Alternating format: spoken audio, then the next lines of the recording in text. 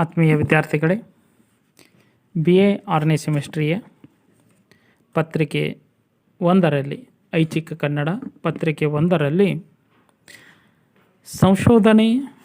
ಸಂಶೋಧನೆಯ ಅರ್ಥ, ಸಂಶೋಧನೆಯ ಸ್ವರೂಪ, ಸಂಶೋಧನೆಯ ಪ್ರಕಾರಗಳು ಇದೊಂದು ಕುರಿತಾದಂತಹ ಒಂದು ಲೇಖನದ ಮಾಲಿಕೆ ಡಾಕ್ಟರ್ ಸಂಗಮೇಶ್ ಸೌದತ್ತಿ ಮಠ್ ಅವರು ಏನು ಮಾಡಿದ್ದಾರೆ ಅಂತಂದ್ರೆ ಈ ಒಂದು ಲೇಖನವನ್ನು ಪ್ರಸ್ತುತಪಡಿಸ್ತಾ ಇದ್ದಾರೆ. ಕಳೆದ ಅವಧಿಯೊಳಗೆ ಸಂಶೋಧನೆ ಪದದ ಅರ್ಥ, ಸಂಶೋಧನೆ ಮತ್ತು ಸಂಶೋಧಕ ಇವುಗಳ ವಿಚಾರಗಳು, ಇದರ ಜೊತೆಗೆ ಏನಾಗ್ತಾ ಇದೆ ಅಂತಂದರೆ ಸಾಹಿತ್ಯ ಸಂಶೋಧನೆಯನ್ನು ಯಾವ ರೀತಿಯಾಗಿ ಮಾಡಬೇಕು, ಈ ಸಂಶೋಧನೆಯ ಪದದ ಅರ್ಥವನ್ನು, ವ್ಯಾಖ್ಯಾನವನ್ನು ಇಲ್ಲಿ ಪ್ರಸ್ತುತಪಡಿಸಿದ್ದಾರೆ. ಸಂಶೋಧನೆಯಲ್ಲಿ ವಸ್ತುನಿಷ್ಠತೆ ಎಂಬುದು ಅಪೇಕ್ಷಣೀಯ ಎಂಬ ಮಾತು ದೂರ ಉಳಿದು ಅಸಾಧ್ಯವೆಂಬ ನಿಲುವಿಗೆ ನಾವು ಬರಬೇಕಾಗಿದೆ. ಬೇರು, ಕಾಂಡ, ಚಿಗುರು ಇವೆಲ್ಲವನ್ನು ಯಾವ ರೀತಿಯಾಗಿ ಅವಲೋಕನ ಮಾಡಿದ್ದೇವಲ್ಲ 1ನೇ ಇದರೊಳಗೆ, ಅಂದ್ರೇನು, ಇಡಿಯಾಗಿ ಅವಲೋಕನ ಮಾಡುವುದರ ಬದಲಾಗಿ ಬಿಡಿಯಾಗಿ ಅವಲೋಕನ ಮಾಡೋದು, ಈ ಒಂದು ವಿಚಾರ ಇಲ್ಲಿ ಬರ್ತಾ ಇದೆ. ಇಡೀ ಸಾಹಿತ್ಯ ಕಲಾಲೋಕವೇ ಭ್ರಮಾತ್ಮಕ ಕಲ್ಪನೆಗಳನ್ನು ಆಧರಿಸುವುದರಿಂದ ಸಾಹಿತ್ಯ ಸಂಶೋಧನೆಗೆ ಈ ಮಾತು ಅನ್ವಯಿಸಬಹುದು. ಭೌತಿಕ ವೈಜ್ಞಾನಿಕ ಕ್ಷೇತ್ರಗಳಿಗೆ ಹೈಪೋಥಿಸಿಸ್ಗಳನ್ನು ಬಿಟ್ಟರೆ ಈ ಭ್ರಮಾತ್ಮಕ ಅಂಶ ಸಂಶೋಧನೆಗೆ ಎಷ್ಟರ ಮಟ್ಟಿಗೆ ಅನ್ವಯವಾಗುತ್ತದೆ ಎಂಬುದನ್ನು ವಿಚಾರಣೀಯ ಅಂಶವಾಗಿದೆ. ಗಮನಿಸಬೇಕು. ಸಂಶೋಧನೆ ಮಾಡುವಂತಹ ವ್ಯಕ್ತಿಗಳಿಗೆ ಭ್ರಮಾಲೋಕ ಇರಬಾರದು. ಅದು ನಿಖರವಾದಂತಹ ಉತ್ತರವನ್ನು ಕೊಡ್ತಕ್ಕಂತಹ ಕೆಲಸ ಏನಾಗಬೇಕು ಅಂತಂದ್ರೆ ಈ ಸಂಶೋಧನೆ ಆಗಬೇಕು. ಸಂಶೋಧನೆ ಅಂದ್ರೆ ಏನು ಮಾಡೋದು ಅಂತಂದ್ರೆ ಸ್ಪಷ್ಟತೆಯನ್ನು, ಉತ್ತರವನ್ನು ಕೊಡುವಂತಹ ಕೆಲಸ ಅನ್ನೋದನ್ನು ನಾವು ಇಲ್ಲಿ ಗಮನಿಸಬೇಕಾದಂತಹ ಒಂದು ಮುಖ್ಯ ಉದ್ದೇಶ, ಸಂಶೋಧನೆಯ ಒಂದು ಮುಖ್ಯ ಉದ್ದೇಶ. ಇಂತಹ ಉದ್ದೇಶವನ್ನು ಗುರುತಿಸಿಕೊಂಡು ಏನು ಮಾಡ್ತಾ ಇದ್ದಾರೆ ಅಂತಂದ್ರೆ ಸಂಶೋಧನೆಯ ಸ್ವರೂಪವನ್ನು ಇಲ್ಲಿ ವ್ಯಕ್ತಪಡಿಸ್ತಾ ಇದ್ದಾರೆ. ಲೇಖಕರು ಸಂಗಮೇಶ್ ಸೌದತ್ತಿ ಮಠ್ ಅವರು ಏನು ಮಾಡ್ತಾ ಇದ್ದಾರೆ ಅಂತಂದರೆ ಹೇಳ್ತಾ ಇದ್ದಾರೆ, ಸಾಹಿತ್ಯ ಸಂಶೋಧಕನು ತಾನು ಆಯ್ದುಕೊಂಡ ವಿಷಯವನ್ನು ಕುರಿತು ಸಂಶೋಧನೆ ನಡೆಸುವಾಗ ಅನೇಕ ಬಗೆಯ ವಿಧಾನಗಳನ್ನು ಅನುಸರಿಸಬಹುದು. 1. ತಾನು ತಲುಪಬೇಕಾದ ನಿಜದ ನೆಲೆಯನ್ನು ಮೊದಲೇ ಅರಿತುಕೊಂಡು ಅದಕ್ಕೆ ಅವಶ್ಯವಿರುವ ಆಂತರಿಕ ಮತ್ತು ಬಾಹ್ಯ ಆಧಾರಗಳನ್ನು ಹುಡುಕುತ್ತಾ ಹೋಗಬಹುದು. ಒಬ್ಬ ಸಂಶೋಧಕ ಏನು ಮಾಡಬೇಕು ಅಂತಂದ್ರೆ ಆಂತರಿಕ ಮತ್ತು ಬಾಹ್ಯ ಆಧಾರಗಳು ಅನ್ನೋದನ್ನು ಹೇಳ್ತಾರೆ. ಬಾಹ್ಯ ಆಧಾರಗಳು ಅಂತಂದ್ರೆ ಈ ಸೋರ್ಸ್ ಅಂತ ಕರಿತಾ ಇದ್ದೀವಿ. ಅಂದ್ರೇನು, ಈ ಒಂದು ಸ್ಥಳಕ್ಕೆ ಹೋಗೋದು, ಶಾಸನಗಳನ್ನು ಅವಲೋಕನ ಮಾಡೋದು, ಶಿಲ್ಪಕಲೆಗಳಲ್ಲಿ ಕೆತ್ತನೆ ಮಾಡಿದಂತಹ ಸಾಹಿತ್ಯಿಕ ವಿಚಾರಗಳನ್ನು ಅವಲೋಕನ ಮಾಡೋದು, ಒಂದು ಕೃತಿಯ ಇತರ ಆಧಾರಗಳನ್ನು ನಾವು ಏನು ಮಾಡಬೇಕು ಅಂತಂದ್ರೆ ಆ ಸ್ಥಳಕ್ಕೇ ಹೋಗಿ ನೋಡುವಂತಹ ಒಂದು ಅನಿವಾರ್ಯತೆ ಬಂತು ಅಂತಂದ್ರೆ ಅವೆಲ್ಲವನ್ನು ನಾವು ಏನು ಮಾಡ್ತಾ ಇದ್ದೀವಿ ಅಂತಂದ್ರೆ ಬಾಹ್ಯ ಆಧಾರಗಳು ಅನ್ನೋದನ್ನು ಹೇಳ್ತೀವಿ.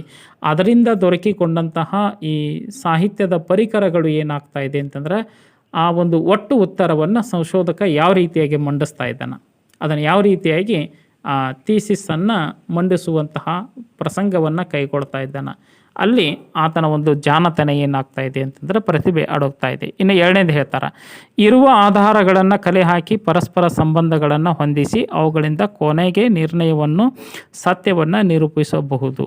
ಇರುವ ಆಧಾರಗಳನ್ನು, ಈಗ ಒಂದು ಆಧಾರ ಇದೆ ಅಂತಂದ್ರೆ ಅದೇ ಆಧಾರವನ್ನು ಆಧರಿಸಿ ನಾವು ಏನು ಮಾಡಬೇಕು ಅಂತಂದ್ರೆ ಒಂದು ಸ್ಪಷ್ಟೀಕರಣಕ್ಕೆ ಬರಬೇಕು. ಅದಕ್ಕೆ ನಾವು ಈ ನ್ಯಾಯ ನಿರ್ಣಯ ಅಂತಕ್ಕಂತಹ ವಿಚಾರವನ್ನು ವ್ಯಕ್ತಪಡಿಸ್ತಾ ಇದ್ದೀವಿ. ಜಸ್ಟಿಫಿಕೇಷನ್ ಅಂತ ಕೆಲವೊಂದು ಈ ಸಾಹಿತ್ಯಿಕವಾದಂತಹ ಸಂಶೋಧನಾತ್ಮಕವಾದಂತಹ ಮಾತುಗಳು ಬರ್ತಾ ಇದ್ದವು. ಇನ್ನು 3ನೇದು ಹೇಳ್ತಾರೆ, ಒಂದೇ ಸತ್ಯವನ್ನು ಹುಡುಕುವ ಗುರಿಯನ್ನಿಟ್ಟುಕೊಂಡು ಹೊರಡುವುದು, ಇಲ್ಲವೇ ಹಲವು ಸತ್ಯಗಳನ್ನು ಹುಡುಕುವುದು. ನಮ್ಮ ಉದ್ದೇಶ ಏನಾಗಿರ್ತೈತಿ ಅಂದ್ರೆ ಒಂದು ಸಂಶೋಧನೆ ಮಾಡಬೇಕು. ಆ ಸಂಶೋಧನೆಗೆ ಮಾಡುವಂತಹ ಸಂದರ್ಭದಲ್ಲಿ ಸಂಶೋಧನೆಗೆ ಸಹಾಯವಾಗುವಂತಹ ಅನೇಕ ಕಾರ್ಯಗಳನ್ನು ಮಾಡುವಂತಹ ಸಂದರ್ಭದಲ್ಲಿ ಅನೇಕ ರೀತಿಯಾದಂತಹ ಆಯಾಮಗಳನ್ನು ನಾವು ಕಾಣ್ತಾ ಇರ್ತೀವಿ. ಅಲ್ಲಿ ಹಲವಾರು ಸತ್ಯಗಳು ಏನಾಗ್ತಾ ಇದ್ದವು ಅಂತಂದ್ರೆ ನಮ್ಮ ಕಣ್ಣಿಗೆ ಗೋಚರ ಆಗ್ತಾ ಇದ್ದವು. ಆ ಎಲ್ಲ ಸತ್ಯಗಳನ್ನು ನಾವು ಏನು ಮಾಡಬೇಕು ಅಂತಂದ್ರೆ ಕ್ರೋಢೀಕರಣ ಮಾಡಬೇಕು. ನಮ್ಮ ಮೂಲ ಸತ್ಯವನ್ನು ಏನು ಮಾಡಬೇಕು ಅಂತಂದರೆ ಮೊದಲು ಸ್ಪಷ್ಟಪಡಿಸಬೇಕು. ಕಣ್ಣಿಗೆ ಕಂಡಂತಹ ಇತರ ಸತ್ಯಗಳನ್ನು ನಾವು ಮುಂದಿನ ಸಂಶೋಧನೆಗೆ ಏನು ಮಾಡಬೇಕು ಅಂತಂದರೆ ಅಣಿ ಮಾಡಿ ಕೊಡಬೇಕು. ಇದು ಏನಾಗ್ತಾ ಇದೆ ಅಂತಂದ್ರೆ ಸಂಶೋಧಕನ ಒಂದು ಮುಖ್ಯ ಕಾರ್ಯವಾಗಿ ಅಲ್ಲಿ ಕಂಡು ಬರ್ತಾ ಇದೆ. ಸಿದ್ಧ ಮಾದರಿಯ ಬೆಳಕಿನಲ್ಲಿ ಅನ್ವಯಿಕ ಸಂಶೋಧನೆ ಮಾಡುವುದು. ಸಿದ್ಧ ಮಾದರಿಯ ಬೆಳಕಿನಲ್ಲಿ ಅನ್ವಯಿಕ ಸಂಶೋಧನೆ ಮಾಡುವುದು, ಇದು 4ನೇದು. ಇನ್ನು 5ನೇದು, ಹೊಸ ಮಾದರಿಯನ್ನೇ ರೂಪಿಸಿಕೊಂಡು ಸಂಶೋಧನೆ ಮಾಡುವುದು. ಈಗಾಗಲೇ ಸಂಶೋಧನೆಯನ್ನು ಮಾಡಿರ್ತಾರೆ, ಆ ಸಂಶೋಧನೆಯ ಆಧಾರಗಳನ್ನು ಇಟ್ಟುಕೊಂಡು ಏನು ಮಾಡೋದು ಅಂತಂದ್ರೆ ನಮ್ಮ PhDಯನ್ನು, ನಮ್ಮ ಸಂಶೋಧನೆಯನ್ನು ಏನು ಮಾಡೋದು ಅಂತಂದ್ರೆ ಮಂಡಿಸುವುದು. ಸಿದ್ಧ ಮಾದರಿಗಳಲ್ಲಿ ಇರತಕ್ಕಂತಹ ಸತ್ಯತನವನ್ನು ಆಯ್ದುಕೊಂಡು ಆ ಸತ್ಯತನಕ್ಕೆ ಇನ್ನಷ್ಟು ಮೆರಗನ್ನು ಬೆಳಕನ್ನು ಕೊಡುವಂತಹ ಕೆಲಸ ಪ್ರಸ್ತುತ ಕೈಗೊಳ್ಳತಕ್ಕಂತಹ ಸಂಶೋಧಕನಿಗೆ ಏನಾಗ್ತಾ ಇದೆ ಅಂತಂದ್ರೆ ಅದು ಸಹಾಯಕವಾಗಿ ಏನಾಗ್ತಾ ಇದೆ ಅಂತಂದ್ರೆ ಕಾಣ್ತಾ ಇದೆ ಅನ್ನೋದನ್ನು ಇಲ್ಲಿ ವ್ಯಕ್ತಪಡಿಸ್ತಾ ಇದ್ದಾರೆ. ಇದು ಸಿದ್ಧ ಮಾದರಿ ಅನ್ನೋದನ್ನು ಹೇಳ್ತಾರೆ. ಹೊಸ ಮಾದರಿ ಏನಂತಂದ್ರೆ ನಾವೇ ರೂಢಿಸಿಕೊಳ್ಳೋದು, ಎಲ್ಲವೂ ಹೊಸತನ, ಎಲ್ಲವೂ ನವೀನತನ ಅನ್ನೋದನ್ನು ಹೇಳ್ತಾ ಇದ್ದಾರೆ. ಇನ್ನು 6ನೇದು, ಹಿಂದಿನವರು ಆಗಲೇ ಮಾಡಿಟ್ಟ ಸಂಶೋಧನೆಯು ಪೂರ್ಣವಾಗಿರದಿದ್ದರೆ ಅದನ್ನು ಮುಂದುವರಿಸುವುದು. ಇಂತಹ ಸಾಕಷ್ಟು ಸಂಶೋಧನೆಗಳು ಏನಾಗಿದ್ದಾವು ಅಂತಂದರೆ ಉಂಟಾಗಿದ್ದಾವು. ಅಂತಹ ಸಂಶೋಧನೆಗಳು ಇವತ್ತಿಗೂ ಸಹ ಏನಾಗ್ತಾ ಇದ್ದಾವೆ ಅಂತಂದರೆ ನಡೀತಾ ಇದ್ದಾವು ಅನ್ನೋದನ್ನು ನಾವು ಗಮನಿಸಬೇಕಾದಂತಹ ಅಂಶ ಅನ್ನೋದನ್ನು ಇಲ್ಲಿ ಅವಲೋಕನ ಮಾಡಬೇಕು. ಯಾಕೆ ಅಂತಂದರೆ ಈಗೊಂದು ಈ ಸಾಹಿತ್ಯದೊಳಗೆ ಶಾಸನಗಳು ಅಂತ ಬರ್ತಾ ಇದ್ದಾವೆ. ಆ ಶಾಸನಗಳಲ್ಲಿ ಈ ಗಂಗಾಧರ ಶಾಸನ ಅಂತ ಹೇಳ್ತೀವಿ, ಜಿನವಲ್ಲಭನ ಶಾಸನ ಅಂತ ಹೇಳ್ತೀವಿ, ಧರ್ಮಪುರ ಶಾಸನ ಅಂತ ಕರಿತಾ ಇದ್ದೀವಿ. ಆ ಶಾಸನ ಈಗಾಗಲೇ ಏನಾಗಿತ್ತು ಅಂತಂದ್ರೆ ಸಂಶೋಧನೆ ಆಗಿತ್ತು, ಉತ್ಖನನ ಆಗಿತ್ತು, ಉತ್ಖನನ ವರದಿಯೂ ಬಂದಿತ್ತು. ಅದಾದ ನಂತರ ಮತ್ತಷ್ಟು ಸಂಶೋಧನೆಗೆ ಏನಾಯಿತು ಅಂತಂದ್ರೆ ಮತ್ತೆ ಸಂಶೋಧನೆಕಾರರು, ಶಾಸನ ಅಧ್ಯಯನಕಾರರು ಏನಾದರು ಅಂತಂದ್ರೆ ಅಣಿಯಾಗಿದ್ದನ್ನು ನಾವು ಕಾಣ್ತಾ ಇದ್ದೀವಿ. ಹಿರೇಮಠರವರು, ಡಾಕ್ಟರ್ MM ಕಲಬುರ್ಗಿ ಅವರು ಏನು ಮಾಡಿದ್ದಾರೆ ಅಂತಂದ್ರೆ ಆ ಶಾಸನವನ್ನು ಪುನರ್ ಅನ್ವೇಷಣೆ ಮಾಡುವಂತಹ ಕೆಲಸ, ಅದರ ವಿವೇಚನೆಯನ್ನು, ಲೇಖನಗಳನ್ನು ಹೊರತಂದಿರುವುದನ್ನು ನಾವು ಏನು ಮಾಡ್ತಾ ಇದ್ವಿ ಅಂತಂದರೆ ಕಾಣ್ತಾ ಇದ್ದೀವಿ. ಅವರಷ್ಟೇ ಅಲ್ಲ, ಇವತ್ತಿಗೂ ಸಹ ಏನಾಗ್ತಾ ಇದೆ ಅಂತಂದರೆ ಒಂದೊಂದು ವಿಷಯಗಳನ್ನು ಆಧಾರವಾಗಿಟ್ಟುಕೊಂಡು ಅಂತಹ ಶಾಸನಗಳು, ಅಂತಹ ಶಿಲ್ಪಕಲೆಗಳು, ಅಂತಹ ಸಾಹಿತ್ಯ ಕೃತಿಗಳ ಮೇಲಿಂದ ಮೇಲೆ ಏನಾಗ್ತಾ ಇದೆ ಅಂತಂದ್ರೆ ಸಂಶೋಧನೆಯ ಕಾರ್ಯ ನಡೀತಾನೇ ಇದೆ ಅನ್ನೋದನ್ನು ನಾವು ಇಲ್ಲಿ ಗುರುತಿಸುವಂತಹ ಕೆಲಸ ಅಲ್ಲಿ ಆಗ್ತಾ ಇದೆ. ಇದು ಏನಾಗ್ತಾ ಇದೆ ಅಂತಂದ್ರೆ ಸಂಶೋಧನೆಯ ಸ್ವರೂಪ ಅನ್ನೋದನ್ನು ಏನು ಮಾಡ್ತಾ ಇದ್ದಾರೆ ಅಂತಂದ್ರೆ ಇಲ್ಲಿ ತಿಳಿಸಲ್ಪಡ್ತಾ ಇದ್ದಾರೆ. ಇನ್ನು ಸಾಹಿತ್ಯ ಸಂಶೋಧನೆಯ ಪ್ರಕ್ರಿಯೆ ಯಾವ ರೀತಿಯಾಗಿ ಇರುತ್ತದೆ ಅನ್ನೋದನ್ನು ಹೇಳ್ತಾ ಇದ್ದಾರೆ. ಸಾಹಿತ್ಯ ಸಂಶೋಧನೆಯ ಪ್ರಕ್ರಿಯೆ ಅನ್ನೋದನ್ನು ಹೇಳ್ತಾ ಇದ್ದಾರೆ. ಎಂತಹ ವಿಚಾರಗಳು ಅಂತಂದರೆ ಸಾಹಿತ್ಯ ಸಂಶೋಧನೆಯಲ್ಲಿ ತೊಡಗಿದಂತಹ ಸಂಶೋಧಕನಿಗೆ ಅದು ಕೇವಲ ಕ್ರಿಯೆಯಾಗುವುದಿಲ್ಲ, ಪ್ರಕ್ರಿಯೆಯಾಗುತ್ತದೆ. ಪೂರ್ವ ಸಿದ್ಧತೆಗಳನ್ನು ಅವನು ಅವಶ್ಯ ಮಾಡಿಕೊಳ್ಳಬೇಕಾಗುತ್ತದೆ. ತಾನು ಆಯ್ದುಕೊಂಡ ವಿಷಯಕ್ಕೆ ಸಂಬಂಧಿಸಿದಷ್ಟೇ ಅಲ್ಲದೆ ಇಡೀ ಕ್ಷೇತ್ರಕ್ಕೆ ಸಂಬಂಧಿಸಿದೆಲ್ಲವನ್ನು ಓದಿ ಇಲ್ಲವೇ ಕೇಳಿ ಅಥವಾ ನೋಡಿ ತಿಳಿಯಬೇಕಾಗುತ್ತದೆ. ಅದೆಲ್ಲವನ್ನು ಖಚಿತಪಡಿಸಿಕೊಳ್ಳಬೇಕಾಗುತ್ತದೆ. ಪೂರ್ವಭಾವಿ ಓದು ಹೆಚ್ಚು ವ್ಯಾಪಕವಾಗಿರುತ್ತದೆ. ಅದು ಮುಗಿಯುತ್ತಲೇ ಸಂಶೋಧನಾ ವಿಷಯಕ್ಕೆ ಸಂಬಂಧಪಟ್ಟ ವಿಷಯ ಸಂಗ್ರಹದ ಮೊದಲ ಹಂತ ಪ್ರಾರಂಭವಾಗುತ್ತದೆ ಅನ್ನೋದನ್ನು ನಾವು ಅವಲೋಕನ ಮಾಡಬೇಕು. ಸಂಶೋಧನಾ ವಿಷಯಕ್ಕೆ ಸಂಬಂಧಿಸಿದ ಸಮಗ್ರ ಸಂಗ್ರಹ, ಸಂಕಲನ, ಅಧ್ಯಯನ ಪ್ರಥಮ ಹಂತವಾಗಿರುತ್ತದೆ. ಈ ಹಂತದಲ್ಲಿ ವಿಷಯ ಸಂಗ್ರಹ ಮಾಡುವಲ್ಲಿ ಅನುಸರಿಸಬೇಕಾಗಿರುವ ತಂತ್ರವನ್ನು ಎಷ್ಟೋ ಸಲ ಸಂಶೋಧಕನೇ ರೂಪಿಸಿಕೊಳ್ಳಬೇಕಾಗುತ್ತದೆ ಮತ್ತು ಅಧ್ಯಯನ ಸ್ವರೂಪವನ್ನು ಅವಲಂಬಿಸಿ ಮಾಹಿತಿಯನ್ನು, ಮೂಲವನ್ನು ಅಥವಾ ಮೂಲಗಳನ್ನು ಹುಡುಕಬೇಕಾಗುತ್ತದೆ. ಕ್ಷೇತ್ರ ಕಾರ್ಯವನ್ನು ಕೈಗೊಳ್ಳುವುದು ಅವಶ್ಯವಿದ್ದರೆ ಯೋಜನೆ, ನಿರೀಕ್ಷಣೆ, ಪ್ರಶ್ನಾವಳಿ, ನಿವೇದಕರ ಆಯ್ಕೆ, ಸ್ಥಳಗಳ ಆಯ್ಕೆ, ನಕ್ಷೆ, ಚಿತ್ರ, ಪತ್ರ ವ್ಯವಹಾರ, ಅಲ್ಲಿ ಇರ್ತಕ್ಕಂತಹ ಚಿತ್ರಾವಳಿಗಳು, ಅಲ್ಲಿ ಇರ್ತಕ್ಕಂತಹ ಛಾಯಾಪ್ರತಿಗಳು, ಅಲ್ಲಿ ಇರ್ತಕ್ಕಂತಹ ಜನಾಭಿಪ್ರಾಯ, ಜನರ ಒಂದು ವಾಣಿಗಳು, ಇವೆಲ್ಲವನ್ನು ನಾವು ಏನು ಮಾಡಬೇಕು ಅಂತಂದ್ರೆ ಪೂರ್ವಭಾವಿಯಾಗಿ ಸಿದ್ಧತೆಗಳನ್ನು ಮಾಡಿಕೊಳ್ಬೇಕು, ನೋಟ್ಸ್ಗಳನ್ನು ಮಾಡಬೇಕು, ಟಿಪ್ಪಣಿಗಳನ್ನು ಮಾಡಬೇಕು. ಪ್ರತಿ ಹಂತದ ವಿಚಾರಗಳನ್ನು ನಾವು ಆಧಾರ ಸಹಿತವಾಗಿ, ಅಲ್ಲಿ ಚಿತ್ರ ಸಹಿತವಾಗಿ, ವ್ಯಕ್ತಿ ಸಹಿತವಾಗಿ ಅವುಗಳನ್ನು ಸಂಗ್ರಹ ಮಾಡಿ ನಾವು ಈ ದಾಖಲೆಗಳನ್ನು ಸಂಗ್ರಹ ಮಾಡುವಂತಹ ಕೆಲಸ ಮೊದಲ ಏನಾಗ್ತಾ ಇದೆ ಅಂತಂದ್ರೆ ಸಂಶೋಧಕನದ್ದು ಆಗ್ತಾ ಇದೆ. ಇದು ಪ್ರಕ್ರಿಯೆಯಲ್ಲಿ ಚಟುವಟಿಕೆಯಲ್ಲಿ ಏನಾಗ್ತಾ ಇದೆ ಅಂತಂದ್ರೆ ಸಂಶೋಧಕನ ಒಂದು ಮುಖ್ಯ ಕಾರ್ಯ ಆಗುತ್ತದೆ ಅನ್ನೋದನ್ನು ಹೇಳ್ತಾ ಇದ್ದಾರೆ. ಇದಲ್ಲದೆ ಸಂಶೋಧನೆಯ ಹಿರಿಯ ವಿದ್ವಾಂಸರೊಂದಿಗೆ ಚರ್ಚೆ ಮಾಡಿ ಅವರ ಮೂಲಕ ಗ್ರಂಥ, ಟಿಪ್ಪಣಿ, ನಕ್ಷೆ, ಚಿತ್ರ ಮುಂತಾದವುಗಳನ್ನು ಚೀಟಿಯಲ್ಲಿ ಗುರುತು ಮಾಡಿಕೊಳ್ಳುವುದರ ಮೂಲಕ, ಅಂದ್ರೇನು, ಒಂದು ನೋಟ್ಸ್ ಅಂತ ಕರೀತಾ ಇದ್ದೀವಿ, ಅವೆಲ್ಲವನ್ನು ನಾವು ಕೈಗೊಳ್ಳಬೇಕು. ಎರಡನೇ ಹಂತದಲ್ಲೂ ಸಂಶೋಧಕನ ಕ್ಷೇತ್ರ ಕಾರ್ಯ ಹಾಗೂ ಗ್ರಂಥ, ಟಿಪ್ಪಣಿ ಇತ್ಯಾದಿ ವಿಷಯಗಳ ಸಾಮಗ್ರಿಯನ್ನು ಶಾಸ್ತ್ರೀಯವಾಗಿ ವರ್ಗೀಕರಿಸಬೇಕು. ಅಲ್ಲಿ ಕ್ಲಾಸಿಫಿಕೇಷನ್ ವಿಚಾರವನ್ನು ಹೇಳ್ತಾ ಇದ್ದಾರೆ. ಶಾಸ್ತ್ರೀಯವಾದಂತಹ ಈ ವಿಂಗಡಣೆ ಅಂತಕ್ಕಂತಹದ್ದನ್ನು ಹೇಳ್ತಾ ಇದ್ದಾರೆ. ವರ್ಗೀಕರಣ ಮಾಡುವುದು, ಅವುಗಳ ಬರವಣಿಗೆ ಯೋಜನೆಯನ್ನು ಸಿದ್ಧಪಡಿಸಿಕೊಂಡು ಪ್ರಕರಣ ವಿಭಜನೆಗೆ ಅನುಗುಣವಾಗಿ ಸಂಶೋಧನೆ ಶೈಲಿಯಲ್ಲಿ ಬರವಣಿಗೆಯನ್ನು ಪೂರೈಸಬೇಕು. ಇದು ಏನಾಗ್ತಾ ಇದೆ ಅಂತಂದರೆ ಮುಖ್ಯವಾದಂತಹ ಭಾಗ, ಸಂಶೋಧನೆಯಲ್ಲಿ ಮುಖ್ಯವಾದಂತಹ ಭಾಗ ಅನ್ನೋದನ್ನು ಏನು ಮಾಡ್ತಾ ಇದ್ದಾರೆ ಅಂತಂದರೆ ಹೇಳ್ತಾ ಇದ್ದಾರೆ. ಆ ಟಿಪ್ಪಣಿ ಚಿಕ್ಕದೇ ಇರಲಿ ದೊಡ್ಡದೇ ಇರಲಿ, ಅದು ಸಂಶೋಧನಾ ದೃಷ್ಟಿಯಿಂದ ಏನಾಗ್ತಾ ಇದೆ ಅಂತಂದರೆ ಎರಡೂ ಅಷ್ಟೇ ಮಹತ್ವ ಆಗ್ತಾ ಇದ್ದವು. ಇದು ಬೇಕಾಗಿಲ್ಲ, ಇದು ಬೇಕಾಗೈತಿ ಅಂತಕ್ಕಂತಹ ವಿಚಾರ ಅಲ್ಲ.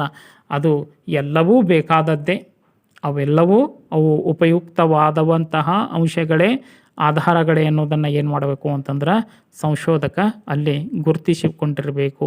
ಯಾವುದನ್ನು ನಾವು ನಿರ್ಲಕ್ಷ್ಯ ಮಾಡುವಂತಿಲ್ಲ.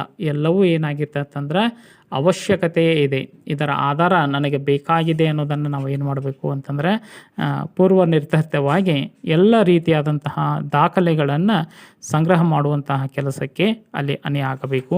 ಇಂತಹ ಒಂದು ವಿಚಾರಗಳನ್ನು ಏನು ಮಾಡ್ತಾ ಇದ್ದಾರೆ ಅಂತಂದ್ರೆ ಸಂಶೋಧನೆಯ ಒಂದು ಪ್ರಕ್ರಿಯೆಯಲ್ಲಿ ಹೇಳ್ತಾ ಇದ್ದಾರೆ. ಇನ್ನು ಅದರ ಡಿಸೈನ್ ಹೆಂಗಿರ್ತೈತಿ, ಸಂಶೋಧನೆಯ ಒಂದು ವಿನ್ಯಾಸ, ರಿಸರ್ಚ್ ಡಿಸೈನ್ ಅಂತ ಕರಿತಾ ಇದ್ದೀವಿ. ಅದರ ಒಂದು ಅಭಿಪ್ರಾಯಗಳನ್ನು ಇಲ್ಲಿ ಹೇಳ್ತಾರೆ. ತರ್ಕಬದ್ಧ ಹಾಗೂ ವ್ಯವಸ್ಥಿತವಾದ ಯೋಜನೆಯನ್ನು ರೂಪಿಸಿಕೊಳ್ಳಬೇಕಾದರೆ ಸಂಶೋಧನೆಯ ಅಧ್ಯಯನದ ರೂಪರೇಷೆಗಳನ್ನು ಮುಂಚಿತವಾಗಿಯೇ ಹಾಕಿಕೊಳ್ಳಬೇಕಾಗುತ್ತದೆ. ಅಂದ್ರೇನು? ಸಂಶೋಧನೆ ವಿನ್ಯಾಸವು ಲಭ್ಯ ವೇಳೆ, ಶಕ್ತಿ, ಹಣ, ದತ್ತ ಮಾಹಿತಿ ಇತ್ಯಾದಿಗಳನ್ನು ಆಧರಿಸಿ ಬೇರೆ ಬೇರೆ ಆಗಿರುತ್ತದೆ. ನಾವು ಕೈಗೊಳ್ಳುವಂತಹ ಸಂಶೋಧನೆಯ ಮೇಲೆ, ಸಂಶೋಧನೆಯ ವಿಷಯದ ಮೇಲೆ ಏನಾಗ್ತಾ ಇದೆ ಅಂತಂದ್ರೆ ಅದು ಆಧಾರವಾಗಿರುತ್ತದೆ ಅನ್ನೋದನ್ನು ನಾವು ಅರಿತುಕೊಳ್ಳಬೇಕು. ಕೆಲವೊಂದು ಗ್ರಂಥಾಲಯದಲ್ಲಿಯೇ PhD ಮುಗಿತಾವು. ಕೆಲವೊಂದು ಕ್ಷೇತ್ರ ಕಾರ್ಯಗಳನ್ನು ಕೈಗೊಂಡಾಗ ಮಾತ್ರ ಏನಾಗ್ತಾ ಇದೆ ಅಂತಂದ್ರೆ ಆ PhDಗಳು ಆಗ್ತಾ ಇದ್ದವು. ಕಾವ್ಯಗಳ ವಿಚಾರಕ್ಕೆ ಬಂದ್ರೆ ಈ ಚಂಪೂ ಕಾವ್ಯಗಳು ಅಂತಂದ್ರೆ ಅದು ಗ್ರಂಥಾಲಯಕ್ಕೆ ಸಾಕು. ಎಷ್ಟು ಚಂಪೂ ಕಾವ್ಯಗಳಿದ್ದಾವು, ಯಾವ ಕಾವ್ಯಗಳನ್ನು ಯಾರ್ಯಾರು ಸಂಪಾದನೆ ಮಾಡಿದ್ದಾರಾ, ಯಾರ್ಯಾರು ಸಂಶೋಧನೆ ಮಾಡಿದ್ದಾರಾ, ಆ ಒಂದು ಕಾವ್ಯಗಳ ಮೇಲೆ ಇರ್ತಕ್ಕಂತಹ ಬರಹಗಳು ಎಂತಹದ್ದು, ಟಿಪ್ಪಣಿಗಳು ಎಂತಹದ್ದು, ಅಲ್ಲಿ ಇರ್ತಕ್ಕಂತಹ ಒಂದು ಉಕ್ತ ಲೇಖನಗಳು ಎಂತಹದ್ದು, ಇವೆಲ್ಲವನ್ನು ಗ್ರಂಥಾಲಯದಲ್ಲಿ ಏನಾಗ್ತಾ ಇದೆ ಅಂತಂದ್ರೆ ಆ ಕಾರ್ಯ ಮುಕ್ತಾಯ ಆಗ್ತೈತಿ. ಕೆಲವೊಂದು ಕ್ಷೇತ್ರ ಕಾರ್ಯಗಳಿಗೆ ಹೋಗಬೇಕಾಗ್ತೈತಿ. ಉದಾಹರಣೆಗೆ ಇತಿಹಾಸ ಸಂಶೋಧನೆ ಇತ್ತು ಅಂತಂದ್ರೆ ಅಲ್ಲಿ ನಾವು ಕ್ಷೇತ್ರ ಕಾರ್ಯಗಳಿಗೆ ಹೋಗಲೇಬೇಕು. ಆ ವಾಸ್ತುಶಿಲ್ಪಗಳನ್ನು, ಅಲ್ಲಿ ಇರ್ತಕ್ಕಂತಹ ಶಾಸನಗಳನ್ನು, ಅಲ್ಲಿ ಬಳಕೆಯಾದಂತಹ ಒಂದು ಆಯುಧಗಳನ್ನು ನಾವು ಏನು ಮಾಡಬೇಕು ಅಂತಂದ್ರೆ ಅಲ್ಲಿ ಇರ್ತಕ್ಕಂತಹ ಎಲ್ಲ ರೀತಿಯಾದಂತಹ ಒಂದು ಈ ಇತಿಹಾಸಕ್ಕೆ ಸಂಬಂಧಪಟ್ಟಂತಹ ಸಂಗ್ರಹಾಲಯಗಳಿಗೆ ನಾವು ಭೇಟಿ ಕೊಡಲೇಬೇಕು, ಆ ಸ್ಮಾರಕಗಳನ್ನು ನೋಡಲೇಬೇಕು. ಇದು ಈ ರೀತಿಯಾದಂತಹ ವಿನ್ಯಾಸ ಅನ್ನೋದನ್ನು ಹೇಳ್ತಾರೆ. ಅವೆಲ್ಲವನ್ನು ನಾವು ಏನು ಮಾಡಬೇಕು ಅಂತಂದ್ರೆ ಸಂಗ್ರಹ ಮಾಡಿಕೊಂಡು ಸಂಶೋಧನೆಯ ಒಂದು ವಿನ್ಯಾಸವನ್ನು ನಿರ್ಮಾಣ ಮಾಡಬೇಕು ಅನ್ನೋದನ್ನು ಹೇಳ್ತಾ ಇದ್ದಾರೆ. ಹೆಂಗೆ ವಿನ್ಯಾಸ ಮಾಡಬೇಕು ಅನ್ನೋದನ್ನು 8 ಅಂಶಗಳು ಇವೆ ಅನ್ನೋದನ್ನು ಹೇಳ್ತಾ ಇದ್ದಾರೆ. ಯಾರು ಅಂತಂದ್ರೆ ಪೌಲಿನ್ ಯಂಗ್ ಅಂತಕ್ಕಂತಹ ಸಂಶೋಧನಾ ವಿನ್ಯಾಸಕಾರ ಪೌಲಿನ್ ಯಂಗ್ ಅಂತಕ್ಕಂತಹ ವ್ಯಕ್ತಿ, ಪಾಶ್ಚಿಮಾತ್ಯ ವಿದ್ವಾಂಸ ಅಂತ ಕರಿತಾ ಇದ್ವಿ. ಆ ವಿನ್ಯಾಸಕಾರ ಈ ರೀತಿಯಾಗಿ ಹೇಳ್ತಾನೆ. 1ನೇದು ಸಂಶೋಧನೆಯ ವಿಷಯ ಕ್ಷೇತ್ರ. 2 ಸಂಗ್ರಹಿಸಬೇಕಾಗಬಹುದಾದಂತಹ ಮಾಹಿತಿ. 3 ಸಂಶೋಧನಾ ಅಧ್ಯಯನದ ಅವಶ್ಯಕತೆ ಹಾಗೂ ಮಹತ್ವ. 4 ಮಾಹಿತಿ ದೊರೆಯುವ ಸ್ಥಳ ಹಾಗೂ ಮೂಲಗಳು. 5 ಎಲ್ಲಿ, ಯಾವಾಗ, ಹೇಗೆ ಅಧ್ಯಯನ ಕೈಗೊಳ್ಳಬೇಕೆಂಬುದು. 6 ಎಷ್ಟು ವಿಷಯ ಸಂಗ್ರಹವಾಗಬಹುದೆಂಬುದು. 7ನೇದು ವಿಷಯ ಕ್ಷೇತ್ರಗಳ ಆಯ್ಕೆ ಆಧಾರಗಳು. 8 ವಿಷಯ ಸಂಗ್ರಹಣಕ್ಕಾಗಿ ಅನುಸರಿಸುವ ವಿಧಾನಗಳು. ಈ ರೀತಿಯಾಗಿ ಏನು ಮಾಡ್ತಾ ಇದ್ದಾರೆ ಅಂತಂದ್ರೆ ಪೌಲಿನ್ ಯಂಗ್ ಅಂತಕ್ಕಂತಹ ಸಂಶೋಧನಾ ವ್ಯಕ್ತಿ ಏನು ಮಾಡ್ತಾ ಇದ್ದಾನೆ ಅಂತಂದರೆ ಇಲ್ಲಿ ಹೇಳ್ತಾನೆ, ಒಟ್ಟಿನಲ್ಲಿ ಯಾವುದು, ಎಲ್ಲಿ, ಎಷ್ಟು, ಹೇಗೆ, ಯಾವ ಆಧಾರಗಳ ಮೂಲಕ ಎಂಬುದೇ ಮುಂತಾದವುಗಳು ಸಂಶೋಧನೆಯ ವಿನ್ಯಾಸ ರಚನೆಗೆ ಕಾರಣವಾಗುತ್ತವೆ. ಸಂಶೋಧನೆ ವಿನ್ಯಾಸವನ್ನು ರೂಪಿಸಿಕೊಳ್ಳುವಲ್ಲಿ ಈ ಒಂದು ಸಾಮಾನ್ಯ ಅಂಶಗಳನ್ನು ನಾವು ಏನು ಮಾಡಬೇಕು ಅಂತಂದರೆ ಗಮನದಲ್ಲಿಟ್ಟುಕೊಂಡು ಸಂಶೋಧನೆಗೆ ನಾವು ಏನಾಗಬೇಕು ಅಂತಂದರೆ ಆಗಬೇಕು, ಸಂಶೋಧನೆಗೆ ಸಿದ್ಧ ಆಗಬೇಕು ಅನ್ನೋದನ್ನು ಹೇಳ್ತಾರೆ. ಎಷ್ಟೊಂದು ವ್ಯಾಪಕವಾದಂತಹ ಅರ್ಥ ಈ ಸಂಶೋಧನೆಯ ಮೇಲೆ ಅಡಕ ಆಗಿದೆ ಅನ್ನೋದನ್ನು ಏನು ಮಾಡ್ತಾ ಇದ್ದಾರೆ ಅಂತಂದರೆ ತಿಳಿಸಲ್ಪಡ್ತಾ ಇದ್ದಾರೆ. ಈ ಒಂದು ಅವಧಿಯೊಳಗೆ ಏನಾಗ್ತಾ ಇದೆ ಅಂತಂದ್ರೆ ಇಷ್ಟು ಅಂಶಗಳು ತಮಗೆ ಮನವರಿಕೆ ಆದವು ಅನ್ನೋದನ್ನು ನಾನು ಏನು ಮಾಡ್ತಾ ಇದ್ದೀನಿ ಅಂತಂದ್ರೆ ಇಲ್ಲಿ ಹೇಳ್ತಾ ಇದ್ದೀನಿ. ಇನ್ನೂ ಕೆಲವೊಂದಿಷ್ಟು ಅಂಶಗಳು ಬರ್ತಾ ಇದ್ದವು. ಏನು ಅಂತಂದ್ರೆ ಸರ್ಚ್ ಅನ್ನೋದನ್ನು ಹೇಳ್ತಾರೆ. ಸರ್ಚ್ ಅಂದರೆ ಶೋಧನೆ ಅನ್ನೋದನ್ನು ಹೇಳ್ತಾ ಇದ್ದಾರೆ. ಅದರ ಜೊತೆಗೆ ಶೋಧನೆ ಅನ್ನೋದನ್ನು ಹೇಳ್ತಾ ಇದ್ದಾರೆ. ಸಂಶೋಧನೆ ಅನ್ನೋದನ್ನು ಹೇಳ್ತಾರೆ. ಸಂಶೋಧನೆಯ ಪ್ರಕಾರಗಳು ಬರ್ತಾ ಇದ್ದವು. ಕ್ಷೇತ್ರ ಮೂಲ, ವಿಧಾನ ಮೂಲ, ಅಂತರ್ಶಿಸ್ತೀಯ ಮೂಲ, ಇವುಗಳಲ್ಲಿ ಬರ್ತಕ್ಕಂತಹ ಉಪಪ್ರಕಾರಗಳು ಅಲ್ಲಿ ಬರ್ತಾ ಇದ್ದವು. ಆ ಉಪಪ್ರಕಾರಗಳನ್ನು ಅವಲೋಕನ ಮಾಡಿಕೊಂಡು ಏನು ಮಾಡೋಣ ಅಂತಂದರೆ ಈ ಸಂಶೋಧನಾ ಕ್ಷೇತ್ರದ ಉಳಿದ ಎಲ್ಲ ಅಂಶಗಳನ್ನು ನಾವು ಏನು ಮಾಡೋಣ ಅಂತಂದ್ರೆ ಈ ಒಂದು ಮುಂದಿನ ಅವಧಿಯೊಳಗೆ ಅದನ್ನು ಅವಲೋಕನ ಮಾಡುವಂತಹ ಕೆಲಸ, ತಿಳಿದುಕೊಳ್ಳುವಂತಹ ಕೆಲಸಕ್ಕೆ ಏನಾಗೋಣ ಅಂತಂದರೆ ಆಗೋಣ. ಎಲ್ಲರಿಗೂ ನಮಸ್ಕಾರ.